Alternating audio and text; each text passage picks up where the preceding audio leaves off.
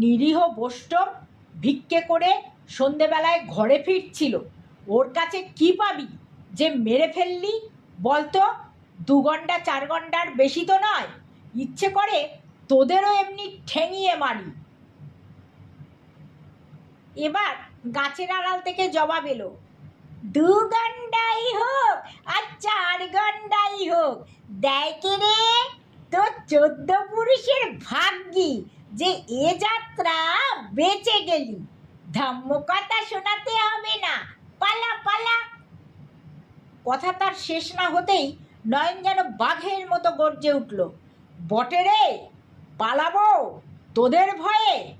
তখন ট্যাগ থেকে 5টা টাকা বার করে এ হাতের টাকা ঝনঝন করে ও হাতের মুঠোয় নিয়ে বললে, এতগুলো টাকার মায়া ছাড়িস নে, বলে দিলাম। পারিস তো সবাই একসঙ্গে এসে নিয়ে যা, কিন্তু ফের সাবধান করে দিই, আমার বাবা ঠাকুরের গায়ে যদি কুটোর আঁচল লাগে তো তোদের সব কটাকে জন্মের মতো রাস্তায় শুইয়ে রেখে তবে ঘরে যাব। শেতলার নয়ন ছাতি আমি, আর কেউ নয়। বলি, নাম শুনেছিস না এমনি লাঠি হাতে ভিকিরি মেরে বেড়াস? শিয়াল কুকুরের বাচ্চারা। গাছের তলা একেবারে স্তব্ধ। মিনিট 2 স্থির থেকে নয়ন পুনরায় অধিকতর কটু সম্ভাষণে হাত দিলে, কিরে, আসবি না? টাকাগুলো ট্যাকে নিয়েই ঘরে যাব। কোনো জবাব নেই। পথের উপরে 2-3 গাছা পাপড়া পড়েছিল। নয়ন একে একে কুড়িয়ে সেগুলো সংগ্রহ করে বলল, চলো দাদা, এবার ঘরে যাই। রাত হয়ে এলো, তোমার ঠাকুমা হয়তো কত ভাবছেন।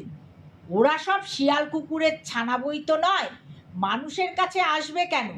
তুমি এক গাছা ছি পাতে তেড়ে গেলেও সবাই ছুটে পালাবে দাদা ভাই। ইতিমধ্যে আমার ভয় ঘুচে সাহস বেড়ে গিয়েছিল। বললাম, যাবো তেরে নয়নদা? নয়ন হেসে ফেললে, হা হা হা হা হা হা হা হা হা হা হা। বললে, থাকগে দাদা, কাজ নেই, কামড়ে দিতে পারে। আমরা আবার পথ চলতে লাগলাম। নয়নের মুখে কথা নেই।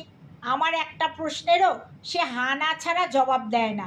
খানিকটা এগিয়েই একটা বড় গাছতলার অন্ধকার ছায়ায় এসে সে থমকে দাঁড়ালো।